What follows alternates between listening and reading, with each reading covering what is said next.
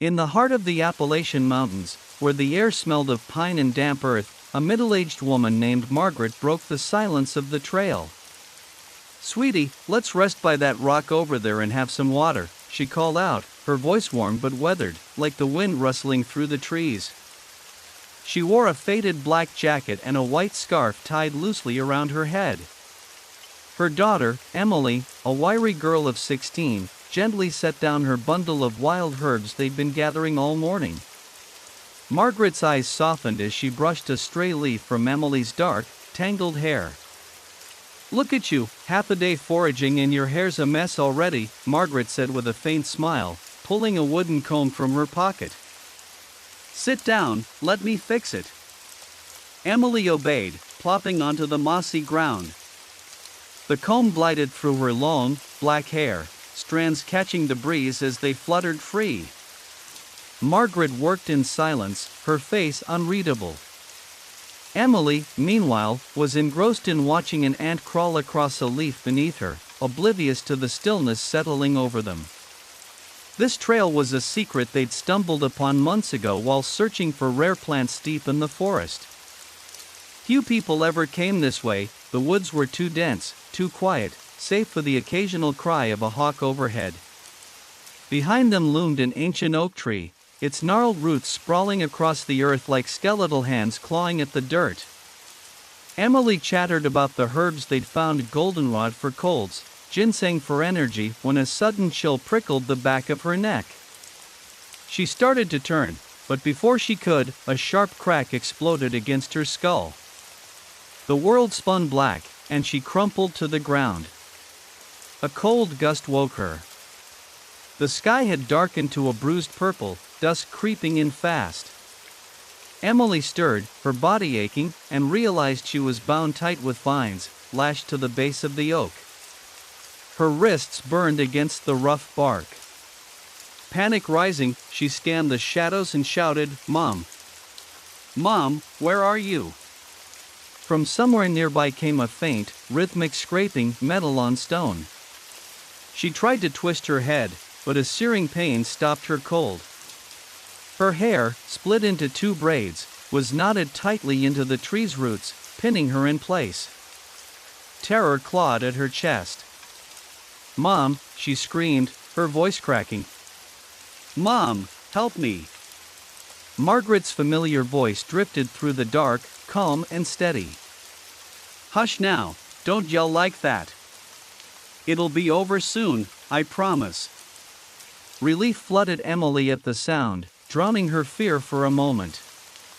"Mom, oh thank God, untie me, please. It hurts so bad." The scraping grew louder, deliberate, each stroke grinding against her nerves. Margaret's voice cut through again, firm this time. "Be good, just a little longer. I'm almost done." "Mom, what's going on? Why am I tied up?" Emily's voice broke into sobs, tears stinging her dirt-streaked face. Through the blur, she finally saw her mother emerge from the shadows. Margaret stood there, clutching the old camping shovel they used to dig roots. Its blade gleamed, freshly sharpened, catching the last glints of fading light. A slow, icy smile spread across her face as she ran her fingers along the edge. "I've been sharpening it for a while now," Margaret said, her tone eerily tender. "I wanted it quick. A sharp blade cuts clean, less pain that way." Emily's blood ran cold. "Mom, you're going to kill me?"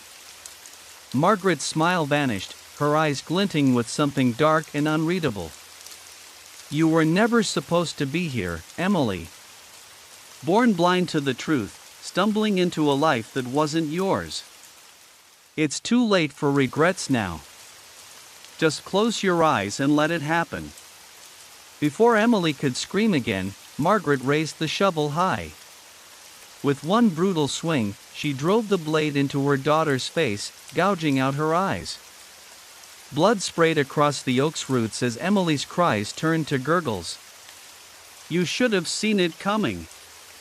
Margaret shrieked, her voice unhinged. Don't blame me for this, don't you dare. The moon hid behind a shroud of clouds, as if refusing to witness the horror below. Emily's anguished wails pierced the night, scattering a flock of crows from the treetops. The forest reeked of iron and decay as blood pooled beneath her eyeless face a grotesque mask of agony.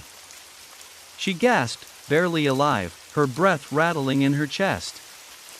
Margaret knelt, carefully wrapping the torn-out eyes in her white scarf. She cradled them like fragile treasures, then packed her bag with slow, deliberate movements. As she turned to leave, Emily's faint, broken whisper trailed after her, "I'll come back. I'll make you pay." Meanwhile, in a quiet suburb of Tennessee, Tara Quinn was sprawled across her twin bed, lost in a dream of warm coffee and sunlight. The sharp trill of her phone jolted her awake. Groaning, she fumbled for it, eyes still half closed. "Who the hell is this?" "It's the middle of the damn night," she snapped. A high-pitched voice crackled through the speaker. "Middle of the night? The sun's been up for hours, you lazy ass. Get over here, I'm back in town." Tara blinked, fully awake now. It was Sadie Tate, her chaotic best friend. She rubbed her temples and muttered, "You little psycho. The world's peaceful when you're gone, but the second you're back, it's like a tornado hit. What, you expect me to roll out the red carpet?" The line went dead. Tara sighed, staring at the ceiling. Sadie was a force of nature, rich, reckless, and impossible to ignore. Crossing her was a bad idea, she'd make your life hell just for fun. A sleek black cat leaped onto the bed, green eyes boring into her.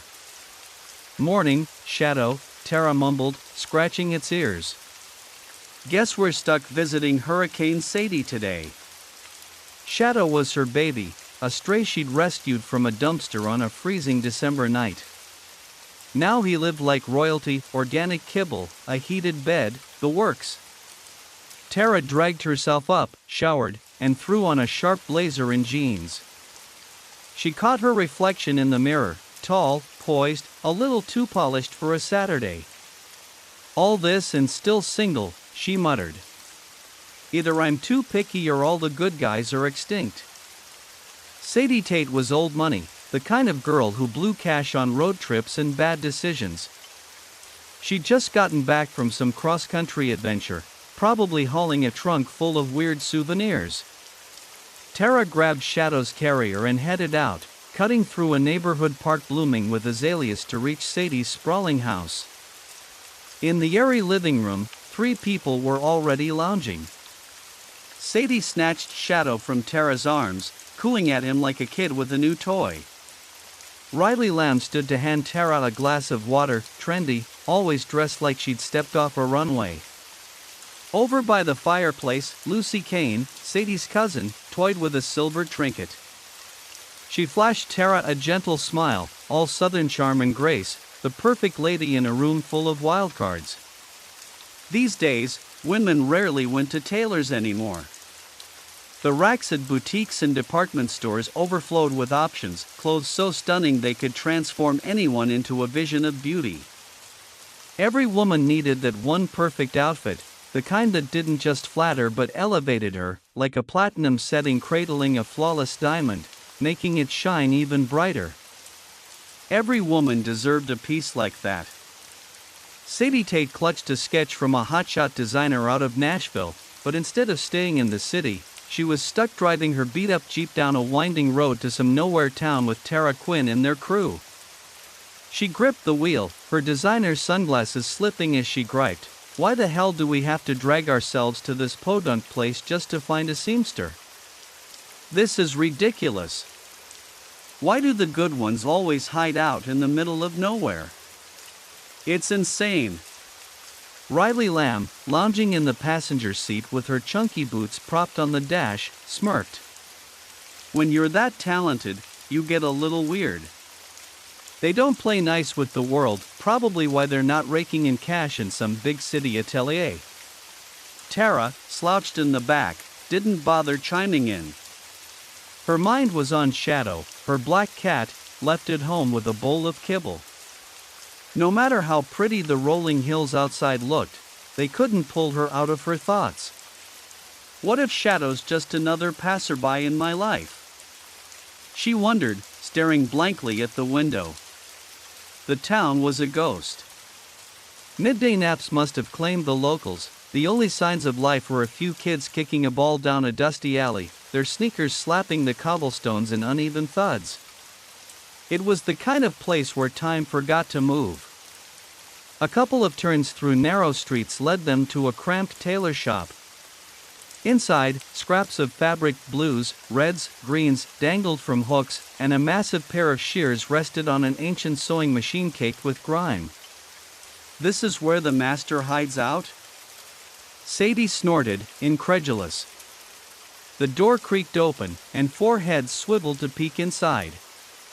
A balding, middle-aged man with weathered skin and a plain flannel shirt stood there, looking more like a farmer than a fashion genius. This was the guy they'd driven hours to meet? They stammered through their explanation, shoving the designer's sketch at him. He barely glanced at it.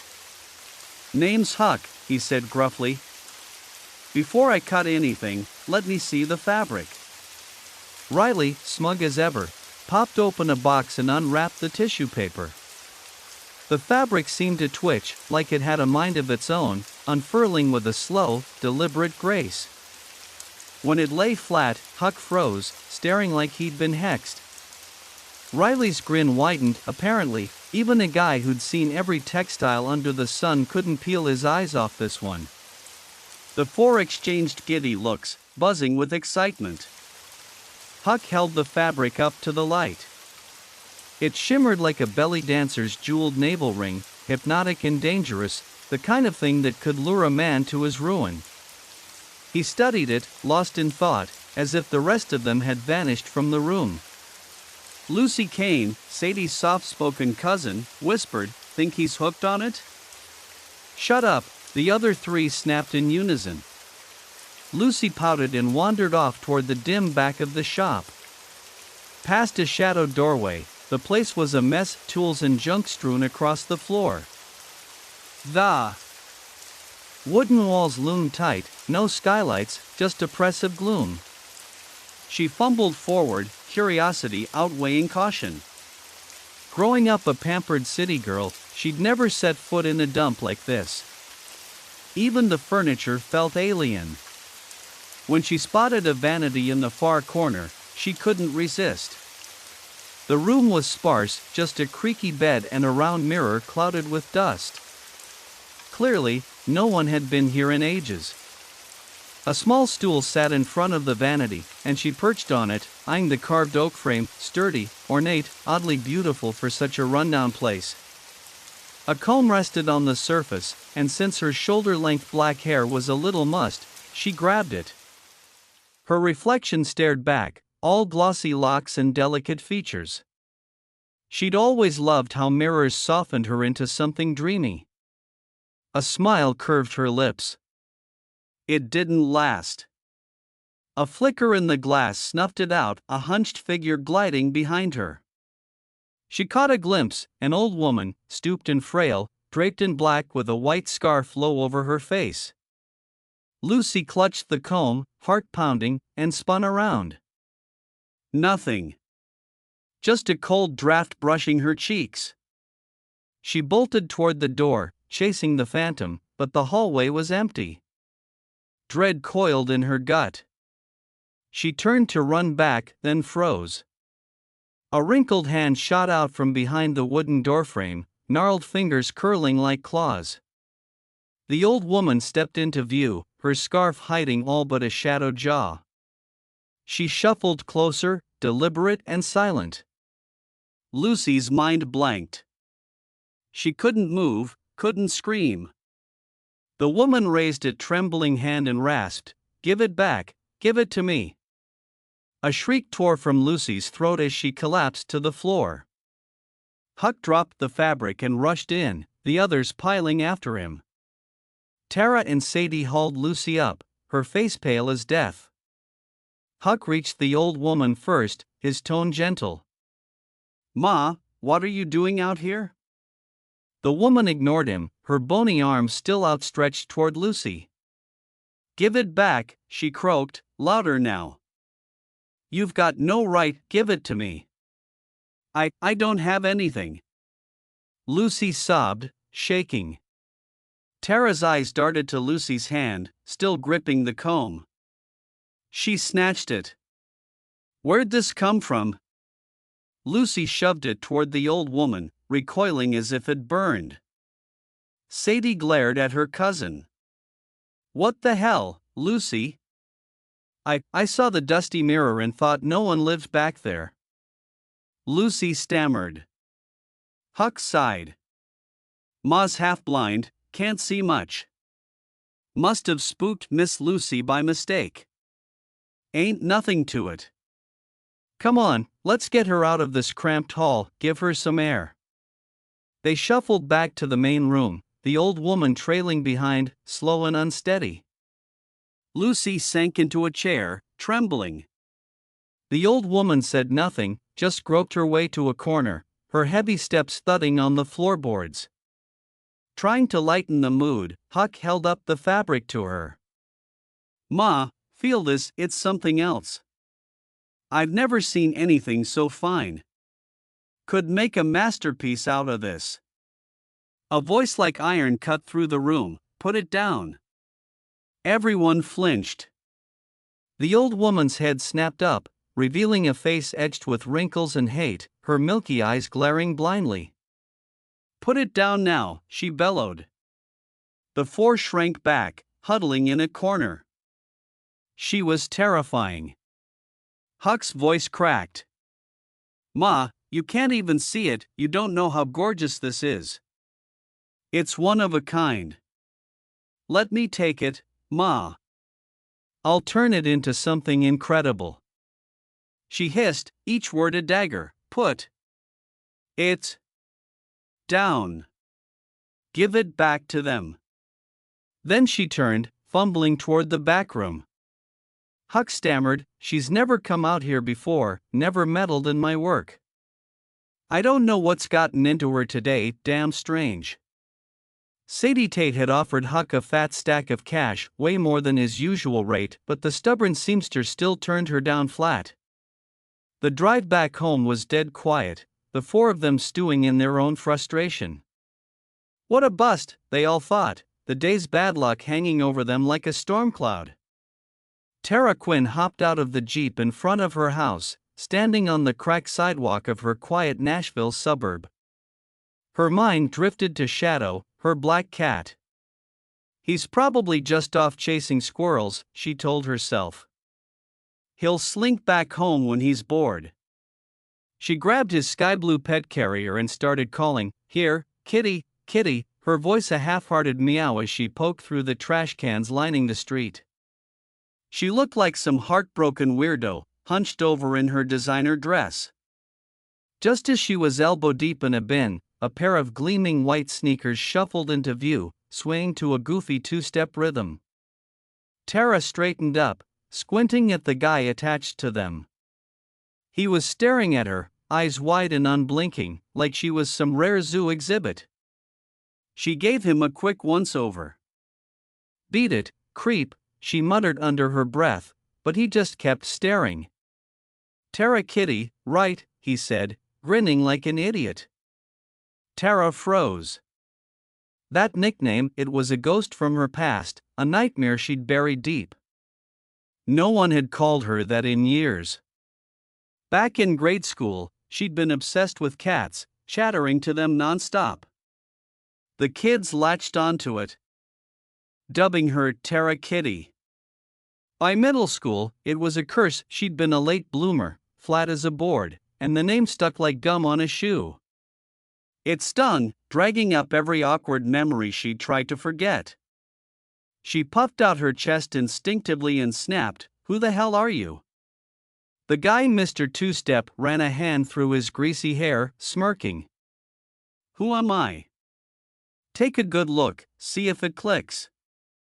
Tara studied him again. Up close, he was a mess. Individually, his features weren't bad: sharp jaw, decent eyes, but put together, it was like God had assembled him on a hangover. His clothes were pricey, sure, but they hung on him like rags on a scarecrow. Tall and lanky, he had the vibe of a jock who'd skipped the brain upgrade. Why do I already hate this guy? She wondered. Then it hit her. Kyle Langston, she said, voice flat. His face lit up, showing off a grin that made her want to smack him. Bingo! The one and only. You remember, the guy who used to swipe your backpack, stuff caterpillars in your pencil case, singe your ponytail with matches, rat you out to the teacher for sneaking candy, and oh yeah, that time I farted during a test and blamed it on you. Tara's hand twitched, itching for something to throw. Back in elementary school, they'd shared a desk, and he'd been her personal tormentor. She figured he'd have forgotten her by now, or at least the petty details, but here he was, reciting her misery like it was his proudest resume. What a jerk. Still, he was an old classmate, and he'd spoken first, so she forced a curt nod, swallowing her rage. Kyle, oblivious to her simmering fury, kept yapping. So, Tara, you picking trash now or what? Her jaw dropped. Was he blind? The long black dress she wore might have been a little quirky, but it was high-end. People had called her regal in it. Her sandals? Designer, $300 a pair. The cat carrier? A chic, custom job. And the perfume wafting off her? A subtle, expensive floral note. Trash picker? This guy couldn't tell art from a dumpster. Then it hit her, she hadn't touched up her makeup after Sadie's place. Her wild curls were probably a frizzy disaster. Great. Years later, and he thinks I'm a hobo. She straightened up, glaring at him. I'm looking for my cat, you moron. He took off last night. Looking for a cat? Ha! Kyle laughed, a grating sound. Still a cat freak, huh? Remember third grade? You brought that scrawny stray to class, and it kept crawling into my backpack. You'd meow at it real quiet, like a secret, and that's when I started calling you Tara Kitty. His teeth flashed, practically begging to be knocked out. Good times. Tara Kitty. That name had haunted her teenage years. Every time it came up, the taunts followed. Who's that? Some kid would ask, and another would cackle. Oh, the flat-chested princess, perfect little kitty. It had been torture, and this jackass was the mastermind behind it. Her brain churned, punch him then strangle him, or strangle him then punch? She couldn't decide. Before she could act, Kyle barreled on. So, you went to some fancy college, right? Big shot now, huh? Guess that crummy little school churned out at least one winner. But tell me, Miss High and Mighty, why the you never shown up to a reunion? Too good for us? Tara's mind flashed back. Her early childhood was golden: big house, fancy school, happy family, until the car wreck took her dad. Her mom bailed to Europe, leaving her with grandma in a nowhere town with a rundown elementary school. That place was a black hole of loneliness. Its rickety gates still haunted her dreams, a symbol of abandonment. She shook it off, grateful those days were behind her. Now, life was good, comfortable, even. What about you? She asked, her tone dripping with sarcasm. What's your deal these days? Kyle puffed up, fishing a business card from his pocket and handing it to her with a smug flourish. I took over the family trade. I'm a spiritual consultant, Master Kyle, they call me. Feng shui, exorcisms, palm reading, you name it. Tara arched an eyebrow, staring at the card. He grinned wider, clearly pleased with himself. My folks were big in the biz, legendary psychics, real deal stuff. Ever hear of Old Man Langston the Seer? I only know one famous Langston, Old Man Langston, Tara shot back, her voice dripping with sarcasm. Other than that, no big names ring a bell. Old Man Langston? Never heard of him, Kyle said, frowning. Must not be a big deal. My granddad, Langston the Seer, though, he was the real deal around these parts. Ghost hunter extraordinaire. I saw him banish spirits when I was a kid, cool as hell, like some action movie star. Tara bit her tongue, thinking, God, this guy's never seen a reality check, has he? Hopeless. So, you're catching ghosts left and right these days? She asked, patience wearing thin. Oh, you bet, Kyle boasted, puffing out his chest. One flick of my wrist, and they're gone. If you ever need a spirit scrubbed, I'll do it for free. Serious offer, free.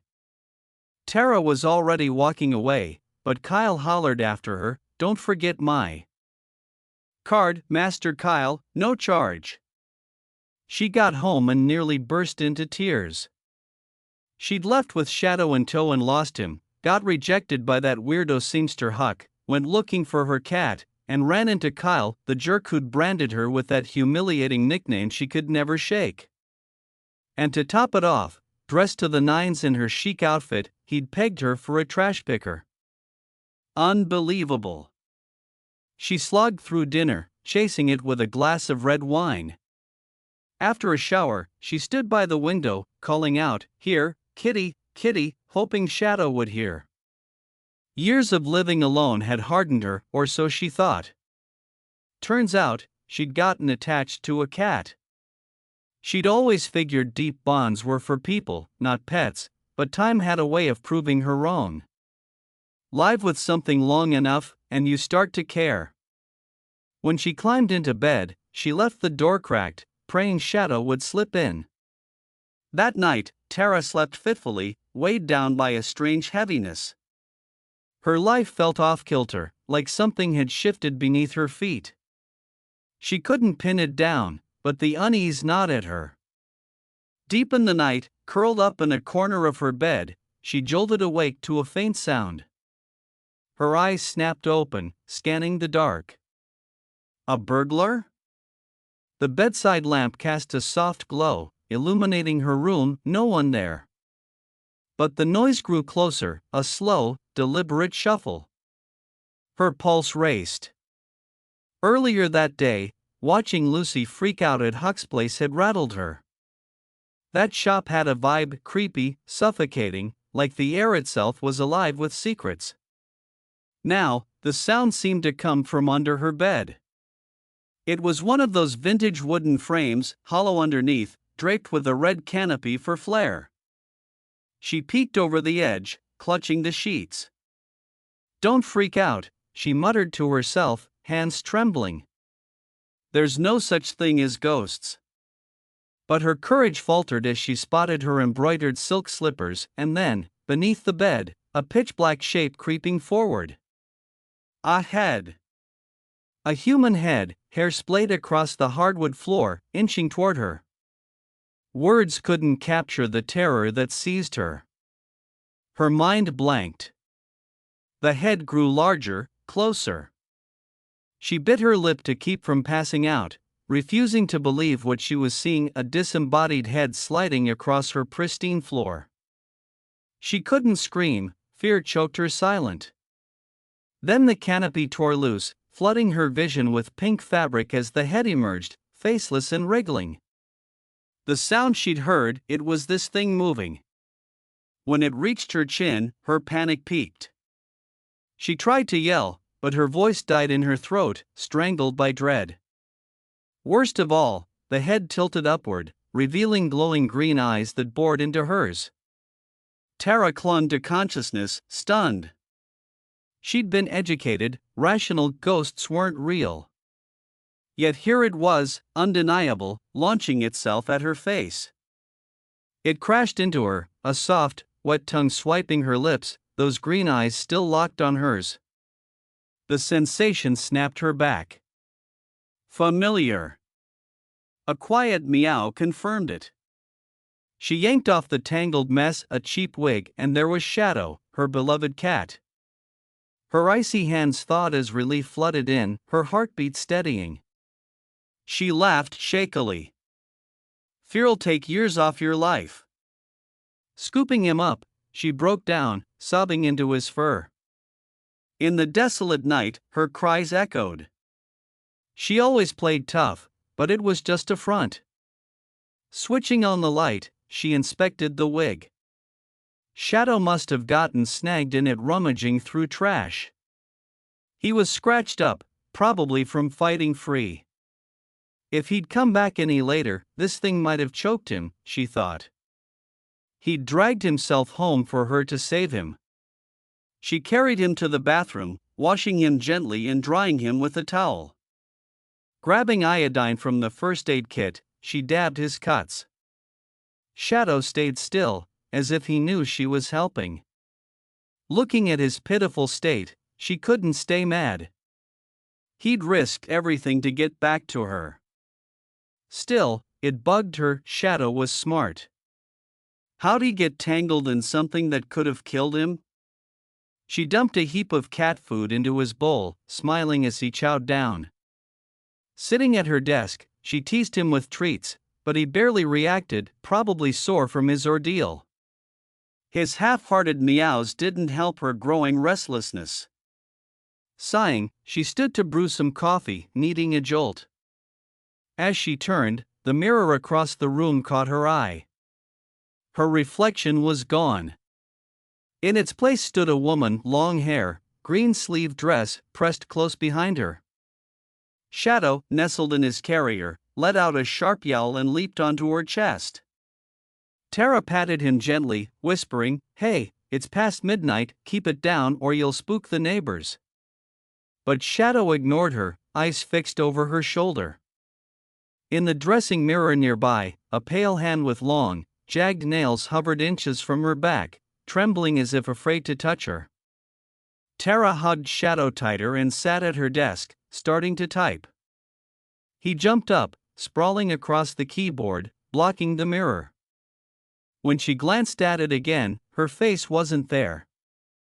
Instead, an eyeless, blood-streaked visage stared back, the woman from before, gaping blindly ahead. Tara Quinn wasn't a morning person, City. Mornings especially rubbed her the wrong way. She was a night owl through and through, thriving in the dark.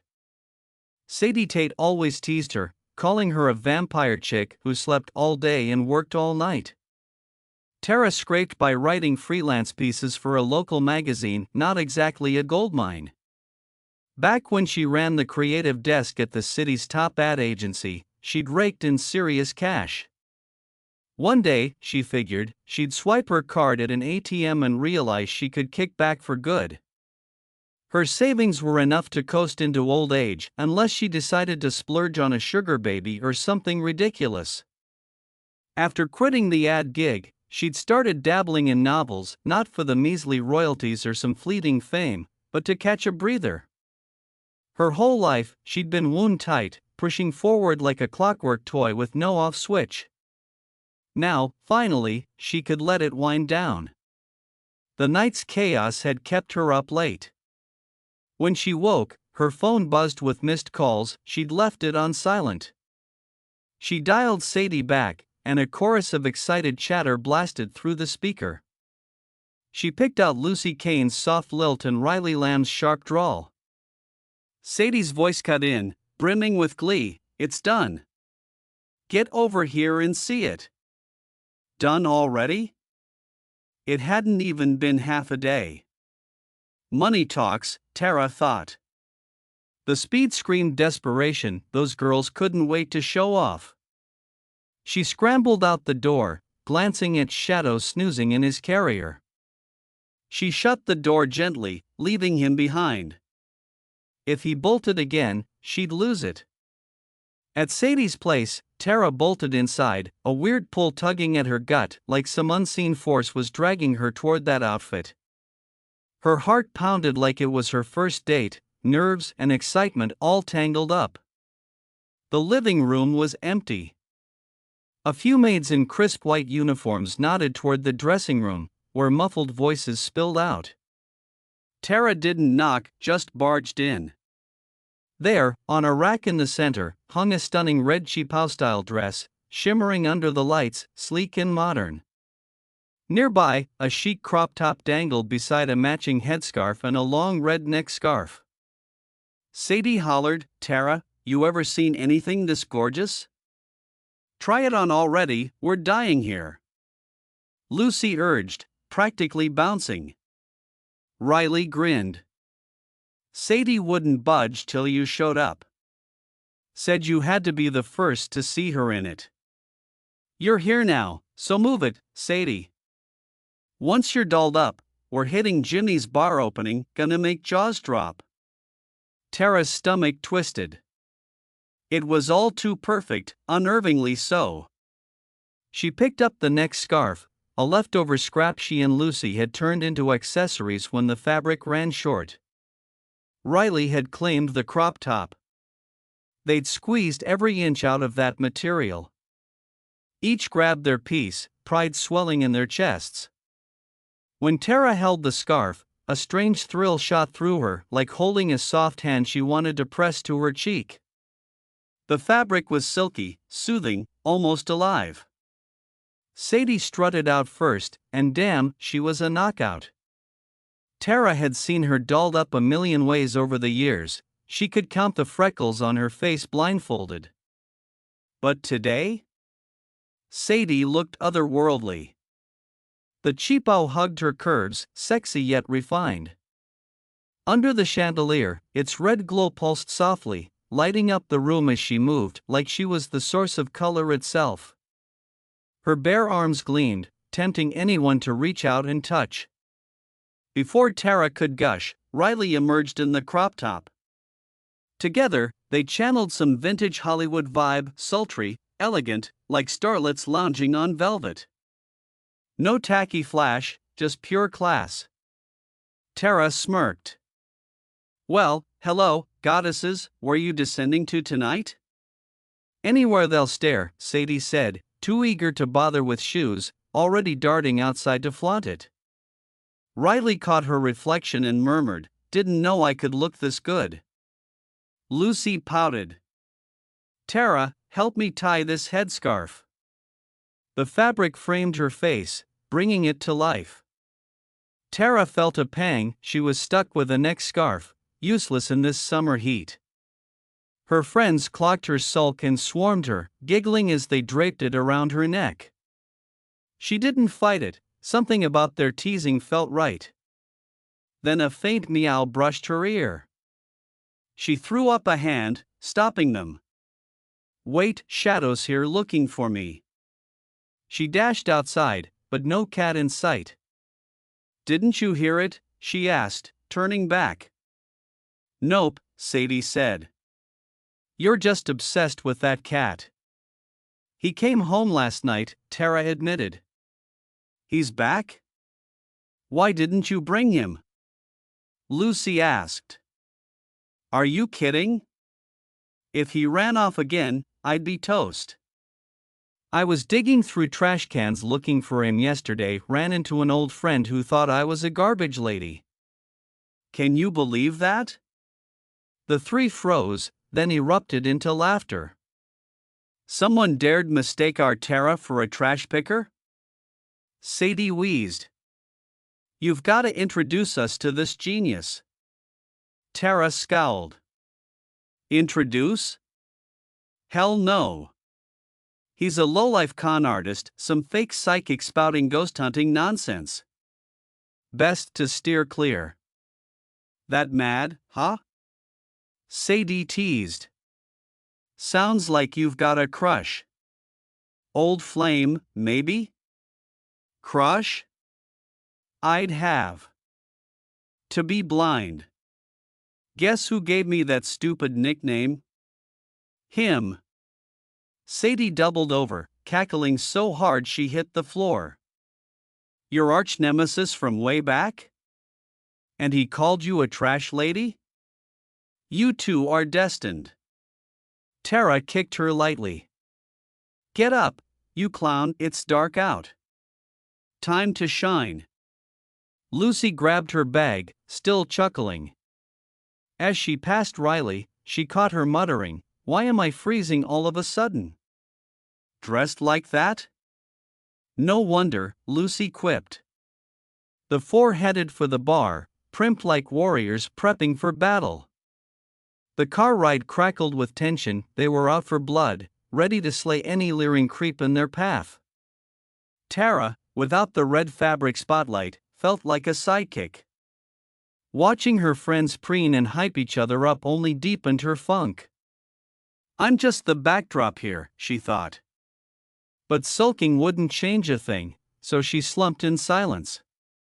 Stepping out, Tara finally got it, the rush of 1,000 eyes locking onto them. No wonder people chased stardom, being the center of attention was intoxicating. Every gaze zeroed in. Riley's graceful twirl sent hearts fluttering, Sadie's sleeveless cheapow drew gasps. They'd nailed it. One shared thought pulsed through them, all that hassle was worth it for this. Their entrance left the crowd, especially the dolled-up ladies, speechless. A few bold ones broke ranks, rushing over to ask. Where'd you get outfits this stunning? A woman gushed, eyes wide. The four grinned but didn't answer. As they swept through the bar's entrance, men parted like the Red Sea, some even playing bodyguard with goofy enthusiasm. It puffed up their egos even more. Riley sighed dramatically, I've been calling myself a fashion queen forever, what a waste. Never felt this powerful before. The crowd swelled, gawking at them from every angle. They were the night's treasure, the whole damn bar opening seemingly just for them. Some guys sized themselves up, realized they didn't stand a chance, and slunk away, smart enough not to tangle with the pack of hungry wolves still in the game. The ones who stayed were either loaded, charming, or vaguely familiar to the girls. The four bloomed under the attention, radiant as ever. Riley, though, barely noticed. She'd locked onto her prey ages ago, the young chairman of the city's biggest diamond empire. Inherited wealth, killer looks, a playboy streak, every girl's dream catch. She'd been plotting to snag him forever, but even at her hottest, she'd only ever earned a couple of fleeting glances from him. Tonight was different. She perched delicately on a stool, waiting. Right on cue, he sauntered over. His fingers grazed her bare back, nails scraping just enough to sting. It lit her up like a match struck against a box, one flick, and she was ablaze. Their breaths hitched, out of sync. He slid an arm around her waist, pulling her close, his voice a velvet growl, careful, don't trip. The words cut like a blade, freezing her in place. He leaned in again. This spot's too loud for you. Let's find somewhere quiet. She nodded, practically floating as she followed him, heart swelling with triumph. Cinderella to princess in a heartbeat. The rush drowned her senses. Tara and the others were too caught up in the buzz to notice her slip away. Upstairs, Jimmy's bar doubled as a five-star hotel. The staff bowed like royalty had arrived. The presidential suite was a dream, plush, dimly lit, perfect. Riley and her diamond prince couldn't hold back, they crashed into each other, lips locked in a feverish tangle. Lust took over. When she moved to peel off the crop top, he stopped her. No, he murmured, you're hotter with it on. They dove in, hitting peak after peak, screaming in ecstasy. The room pulsed with their gasps and moans, a haze of raw desire. When it was over, he rolled off, panting. Never felt anything like that before. It's like I was with two women at once, wildly different. You're something else. Riley smirked. Hooked him, she thought. Running an ad firm was nothing compared to this. Her real dream was landing a rich husband. Sadie's cushy life had always sparked a jealous itch. Who wouldn't crave that? She traced the crop top with a smug grin. Beauty was power, plain and simple. Giddy, she downed a glass of wine from the nightstand and swayed into the bathroom. He watched her go, still dazed. The 5-star shower hit hard, a torrent of bliss. She didn't shed the top, let it cling, wet and heavy, like a second skin. Running her hands over it felt strange, intimate, like the fabric was alive. How had everything fallen into place so perfectly? That fabric, she mused. It had flipped her luck. She pictured Huck's blind old mom, wondering if she'd have fought so hard against it if she could have seen this crop top. Lost in thought, she stood under the spray, steam clouding the room. Then the water turned ice cold. She yelped, stumbling back, cursing under her breath. 5 stars, my ass. Freezing mid-shower? I'm complaining to the staff. Shivering, she reached for a towel. The wet crop top chilled her to the bone. Turning, she caught something in the fogged-up mirror, something draped over her. She glanced. Down, just the top. But in the glass, it was still there. Squinting, she saw it, a figure. A cold jolt shot up her spine.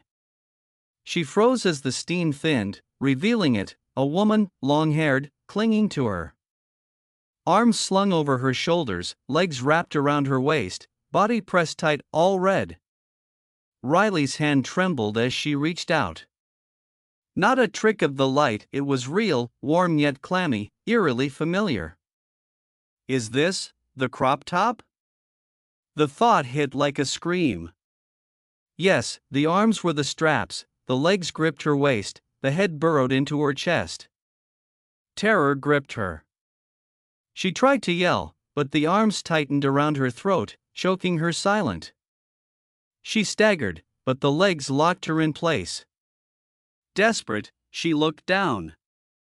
The head nestled against her, hair dripping wet, skin a vivid red streaked with fresh blood. Then it tilted up. Riley couldn't look away as the face emerged from the tangled locks. Blood poured from empty eye sockets.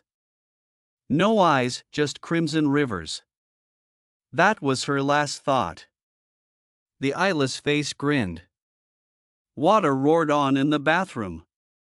The diamond prince waited, growing antsy. Riley's strange energy still buzzed in his veins. He nudged the door open and saw her, hunched over the sink in her soaked crop top, hair spilling over her face, lower half bare. He crept up behind her, wrapping his arms around her waist. She looked irresistible. Lust flared again. "Baby, what are you up to?" he purred, sliding his hand lower. His fingers brushed something round, slick. Curious, he pulled back and froze. An eyeball. The white swollen from water, the pupil stark black, glaring at him with hate. He screamed. In her hand, Riley rinsed another eye under the tap, stroking it tenderly. Under the stream, it looked alive, darting with fury in its makeshift socket. He stood paralyzed. She turned slowly, blood gushing from her hollow sockets, dripping onto the crop top. Blank-faced, she reached toward his mouth. "Washing them," she said, voice flat. The eye in her palm slipped, rolling toward his lips. He couldn't move, pinned by the hateful stare of her plucked-out eyes. Her right hand shot up, clutching a snapped toothbrush. She'd broken it in half. He lunged to run, too late. The crop top vanished. In its place, a blood-soaked, long-haired woman clung to Riley's neck. Arms crossed behind her throat, legs clamped around her waist, head buried in her chest, hair snaking like vines.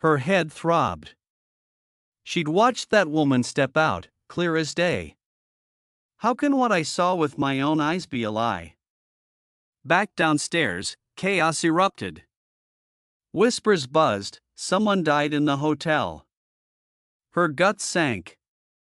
Something was wrong, bad wrong. She dialed Lucy and Sadie, barking, "Get up here, now," and sprinted toward the noise. Detective Luke Zimmerman rolled up to the hotel crime scene, where the city's best cops were already swarming. 2 reasons: the victim was the Diamond Empire's young chairman, a big shot, so response was instant, and the case was bloody as hell. On the phone earlier, the chief's voice had trembled, relaying the basics. Luke had raised an eyebrow. After decades of gore, what could rattle a guy retiring next year? His team nodded as he arrived. Barely shy of 30, Luke was a prodigy, cracked cases most vets couldn't touch. Medals piled up, but he didn't care about glory. Stubborn as a mule, he lived for the hunt, obsessed with solving every puzzle. The suite was pristine, no scuffle, no blood. Too cozy for a murder scene, with warm lighting and a plush vibe. But his gut screamed this wasn't it.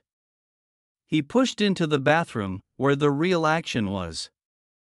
Forensics buzzed, photographers snapping, techs dusting prints.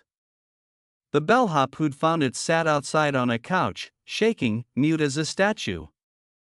Luke gloved up and stepped in. 2 bodies, a man sprawled on the floor, a woman slumped against the mirror. Both eyeless. The murder weapon, a blood-soaked blue toothbrush, lay near her hand, flecked with flesh. Worst of all, for gouged-out eyes floated in a hotel water pitcher, rinsed clean post-pluck like some sick trophy. His stomach churned, a rare feeling. He backed up, bumping into Officer Wu behind him. Wu whispered, "Creepy, right? Those eyes, they move. Freaked us all out. Even the staff keeps bailing to catch their breath. They're alive in there, man." Luke waved him off and waded back in. The woman's face was mashed against the glass, muscles locked in terror. A forensic tech eased her down, then yelped. If a pro flinched, it was bad. Luke's jaw dropped. Her chest was a mess, skin flayed into the shape of a red crop top. No, not just shaped, soaked in blood, like the fabric itself had bled. The tech, after a thorough check, mused, "Looks like she gouged her own eyes, then used the toothbrush on him." Finished by carving her chest. Both bled out. I don't get how she pulled all that off in agony. Photos were done, hotel cameras showed no outsiders near the scene.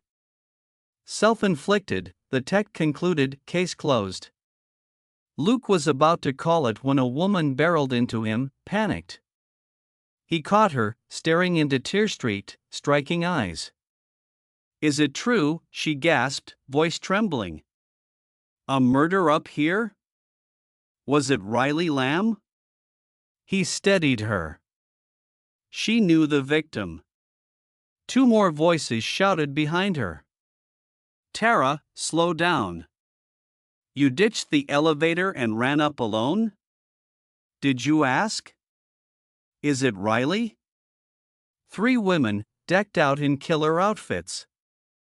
One rocked a sleeveless red cheapah that turned heads. The one he'd caught, Tara, pulled herself upright. "I don't know yet, I'm asking the cop." Another rushed up, frantic. "Is it Riley? We're her best friends. We came together, then she vanished. Words going around someone died, named Riley." "Right?"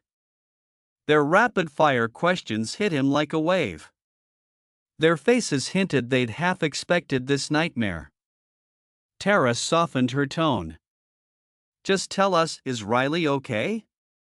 He hated this part, but he met her gaze. "She's gone." The girl with the red headscarf, Lucy, crumpled to the floor. The others swarmed her. Lucy, you okay? A squad car waited below. Luke scooped Lucy up and headed for the hospital, Tara and Sadie trailing behind.